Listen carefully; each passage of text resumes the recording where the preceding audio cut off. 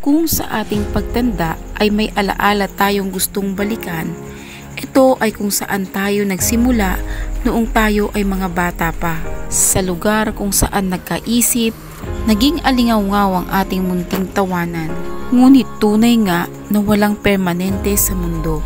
Lilipas ang araw at panahon, ang dating kanlungan natin ay unti-unting mawawala, sisirain ng panahon at pagkakataon.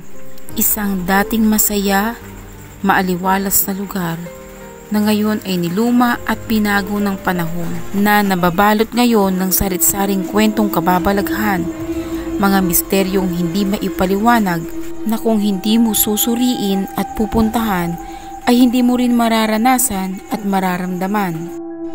Totoo kaya ang mga pagpapakita, mga pagpaparamdam at mga pangyayaring hindi maipaliwanag sa lugar na ito? Tara, kasama ang Team North Luzon Phantom, bisitahin natin ang lugar na kung tawagin ng Pamilya Camara na happy place, ang Villa Camara Rest House.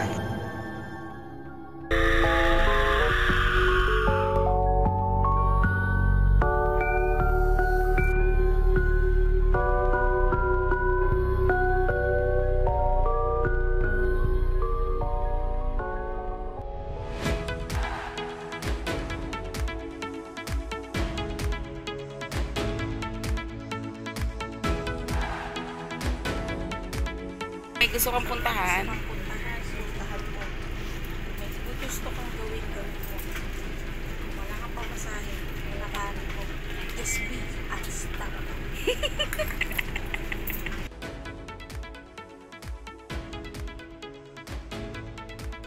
Maaga pa lang ay narating na namin ang San Nicolas, Pangasinan. Dito ay saglit na nagpahinga kami dahil medyo mahaba ang aming lalakbayin.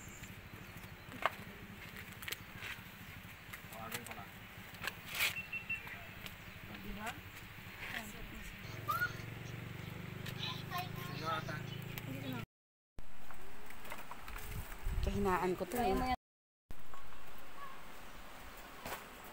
Nagdan pa kayo. Tapos brak, gumanon na. Okay, gagi. Come to my vlog.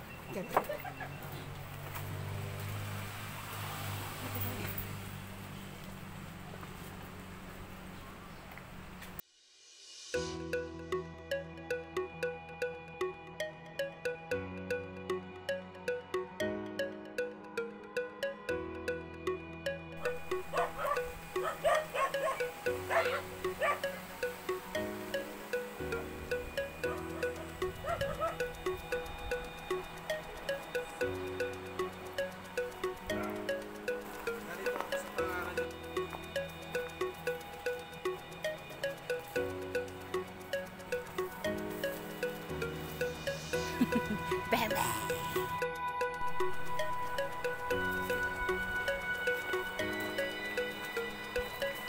Magkamali kayo dyan, ha? Ay, sanay, sanay! Ay, sanay! Ay. Hiking to guys, hiking. Yeah! Abangan nyo, ililigaw ko sila. Grabe siya! So kung mapapansin nyo guys, ay talagang masukal nga itong dinadaanan namin. Bagamat meron naman siyang trail, pero hindi talaga maiiwasan na may mga parte dito na talagang nagtataasan ang mga damo.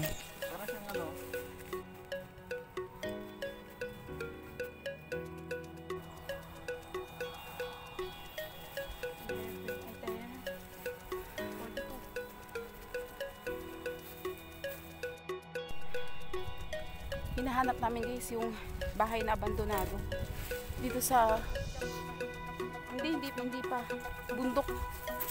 Ayun. Abandonado na yun, matagal na.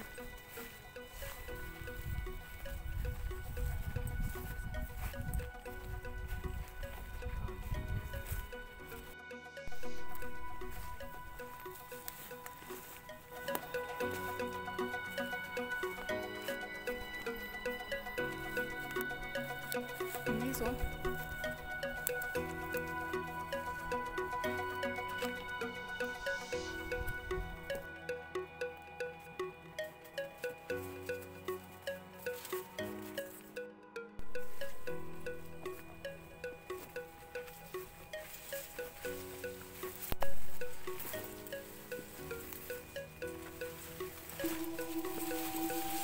paakyat na kami dito ng rest house at dito pa lang ay mararamdaman mo na na tila ba ay may nagwe-welcome sa'yo.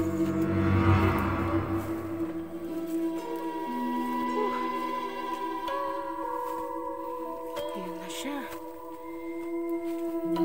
Iyak!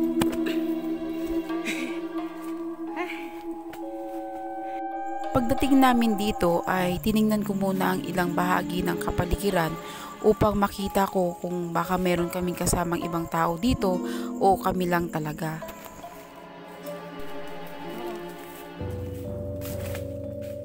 Makikita sa mga bakas na ito ang pagiging abandonado ng lugar na ito.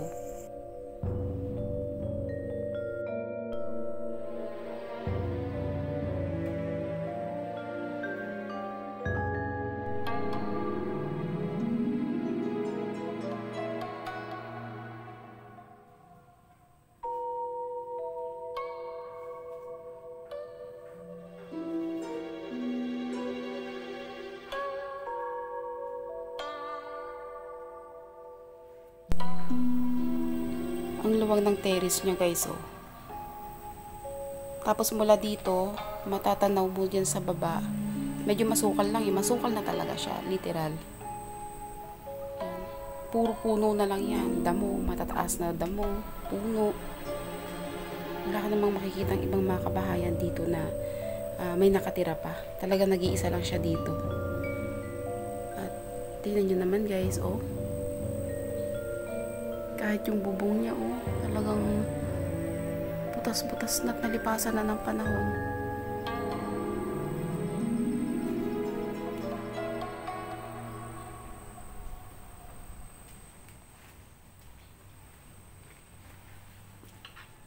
Ito yung loob niya.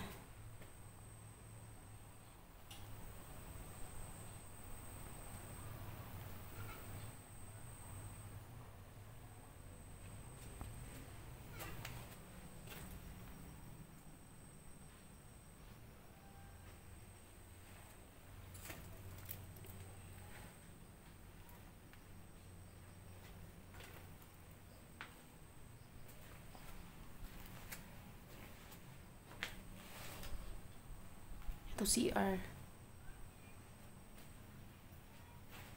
Grabe. Patay na raw ang may-ari nito guys eh. Itong bahay na to. Matagal ng panahon. At yung mga upuan na yan guys ay gawa yan sa semento. At ito siya dati.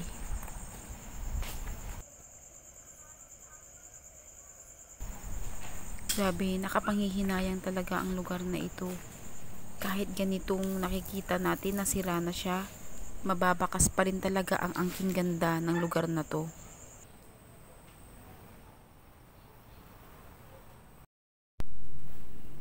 May sirang TV dito guys oh.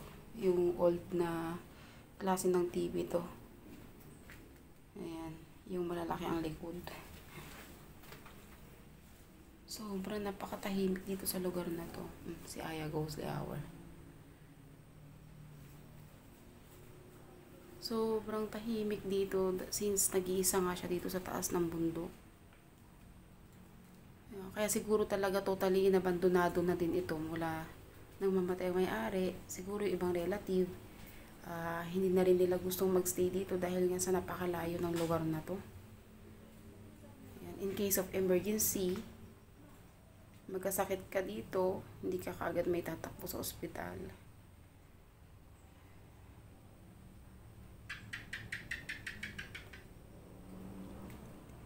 Inaanay na rin siya guys oh.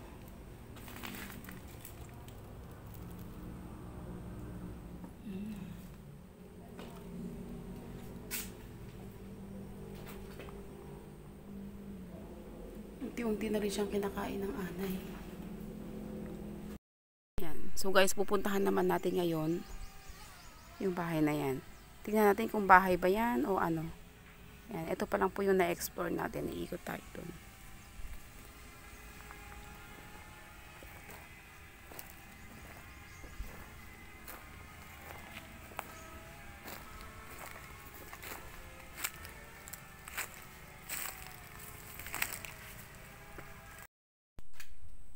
Ito guys, grabe oh. Sirang-sira na talaga to oh. Ayan. Mas madali nga itong masira at mabulok dahil ito ay gawa nga sa pawid at sa kahoy.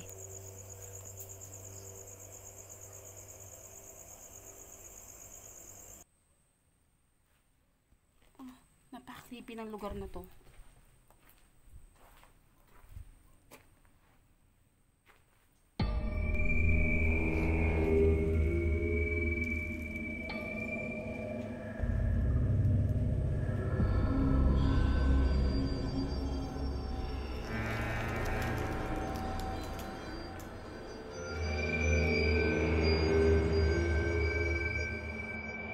Ayun, delikado na rin dito. Baka biglang ano to ah. Delikado na to guys oh. Baka biglang gumuho. Gawa ng kinakain na siya ng anay. Ayan. Susubukan naman natin puntahan to. Ayon sa anak ng may-ari, ito naman daw ay ang nagsilbi nilang mga kwarto noong panahon. Sira na rin ito at halos patakpan na rin ng mga damo.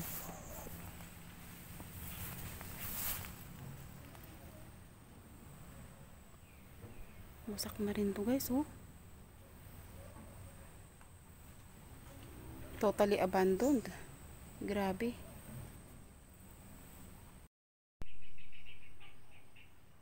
Dito mas ibang pakiramdam ko dito.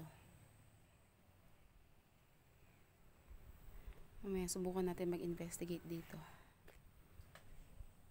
Ayan.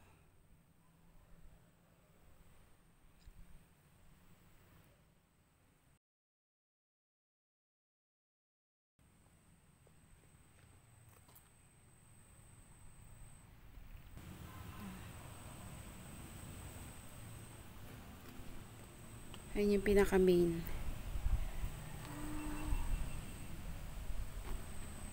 O, dito kami ngayon sa kawalan.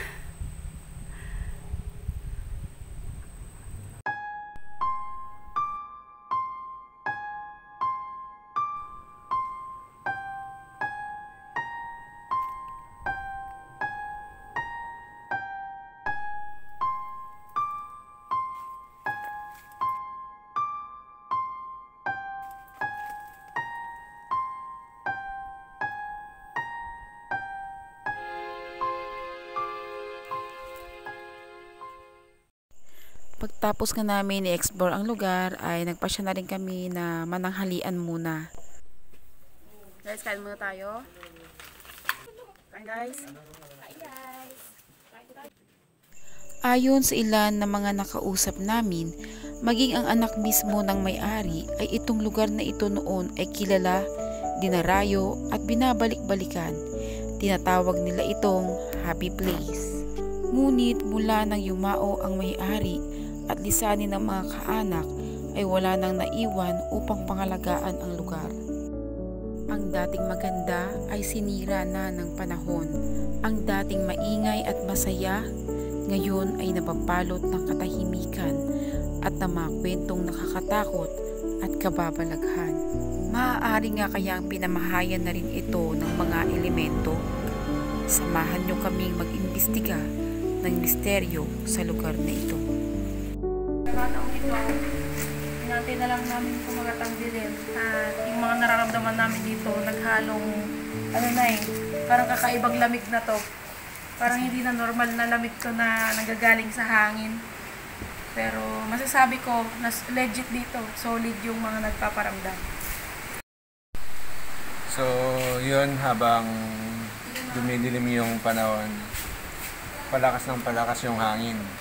Nagbabadya na talagang merong something.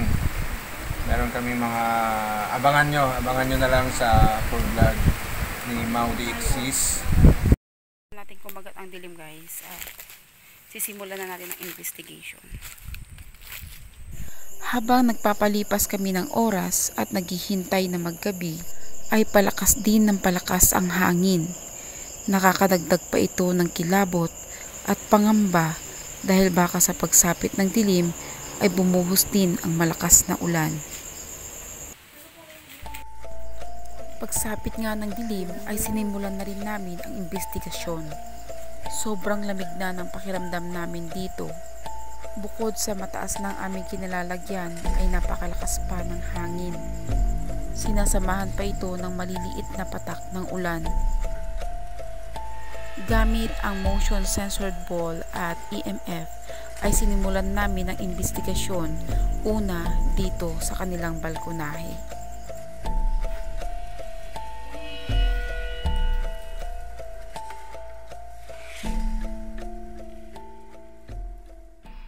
May kasama ba kami dito? May kasama ba kami ngayon dito? Kung nandito ka, pwede mong pailawin ang mga motion censored ball namin. Ayan, paramdam ka lang. At pailawin mo rin ang EMF.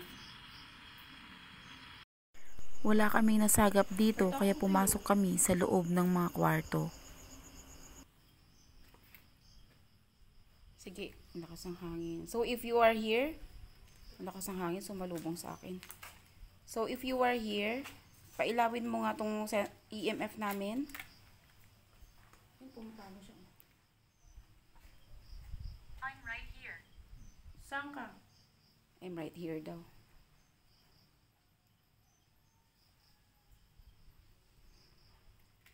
Papasok ba kami?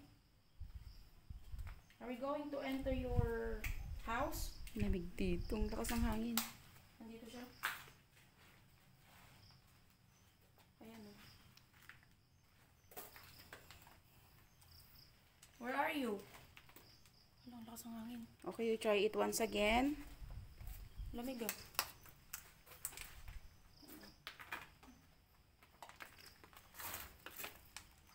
So you're here. Pathetic. Ano? Pathetic. Asan ka?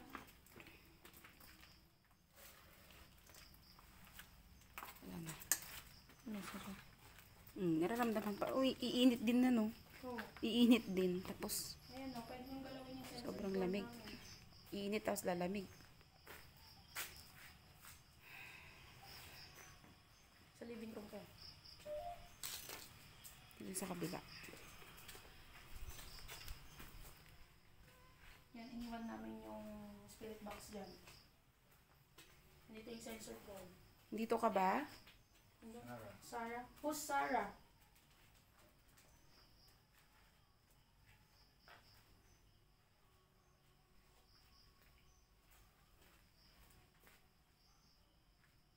Sige, if you're here, pailawin mo ulit yung EMF namin. Come on.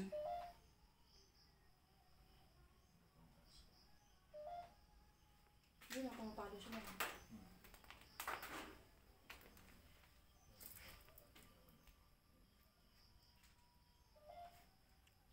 May gusto ka bang sabihin sa amin? Pasensya na ha, nagpunta kami dito pero hindi kami manggugulo. Sana hindi namin kayo nabulabog.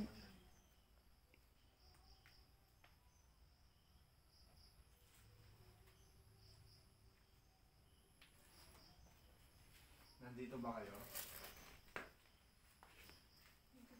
9. 9. 9? 9 kayo dito? Sa bagay, may mga ilang nagparamdam dito. Lakas dito sa likod. May nafe-feel ko dyan. Dito nga ay nakaramdam si Kadalig TV ng malamig sa bandang likuran niya kaya dito ko tinutok ang EMF. Yan nga. Oo nga. Oo. Tama nga. Malakas sa likod. Open naman nga sa. Yung nasa So ngayon, dito tayo sa likod. Lady. Teresa, Bless, Lady. Ayan, iikot na po kami guys. Ay, okay lang.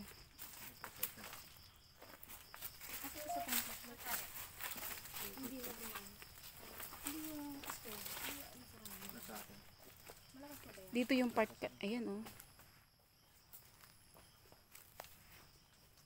Saan pumapalo dyan? Dito po kami ha, para hindi po kami manggugulo. Kung may gusto po kayong sabihin sa amin, Ayan.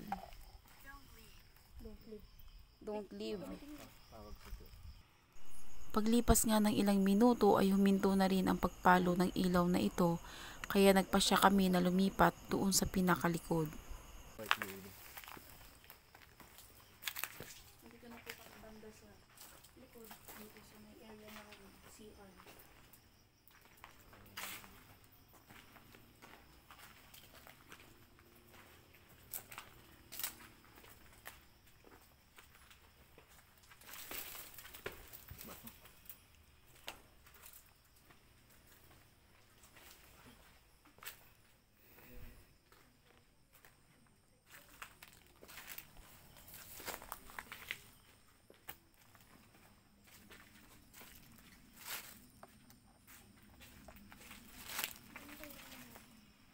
Dito ba kayo ngayon?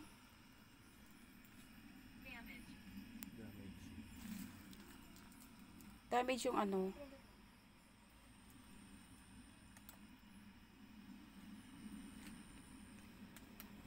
Paramdam kayo sa amin, pakita nyo lang. Pailawin nyo lang po yung EMF namin at yung motion sensor ball. Pwede rin kayo magsalita.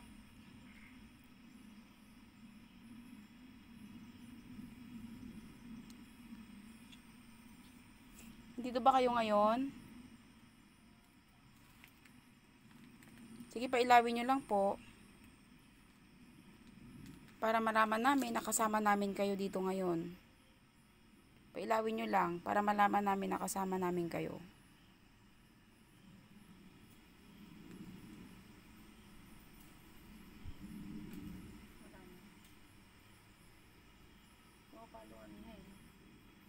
I'm not sure.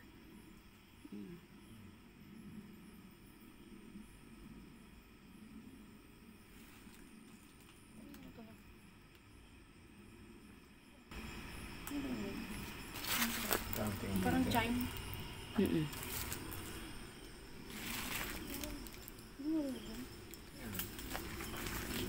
Dito banda yun.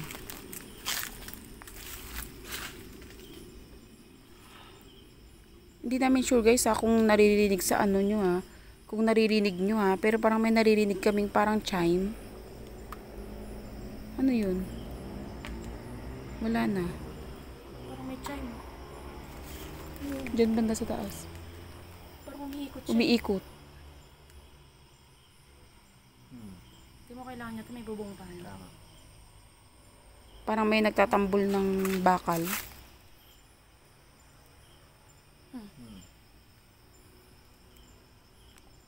Doon kaya tayo sa may bubong pa. Run daw. Hindi, walang tatakbo syempre. Silong tayo. Silong tayo. Mula sa pagkarinig namin sa chime ay hindi na rin humihinto sa pagpalo ang EMF.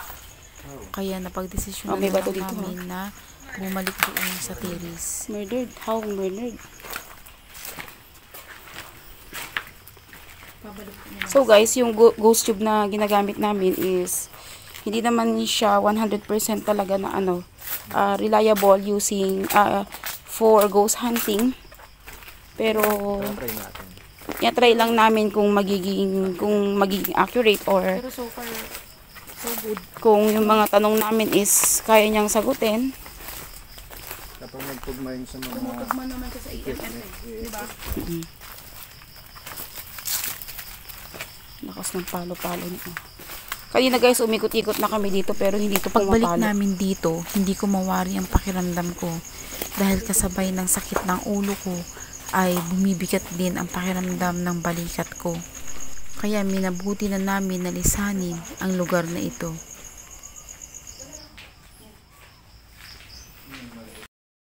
So guys, alis na kami dito. meron kaming narinig. Baba na kami. Anong tawag doon? Parang chime. Parang siyang chime. Yung nilalagay sa pintuan. Bago nga namin iwanan ang lugar na ito, ay nag-alay muna kami ng panalangin. Maraming bagay at pangyayari sa mundo ang hindi maipaliwanag, lalo na kung walang sapat at matibay na ebidensya. Ngunit sa aming na-experience dito, hindi na mahalaga kung may makita ba kami o wala. Sapat na sa amin na maramdaman at malaman na truly they exist.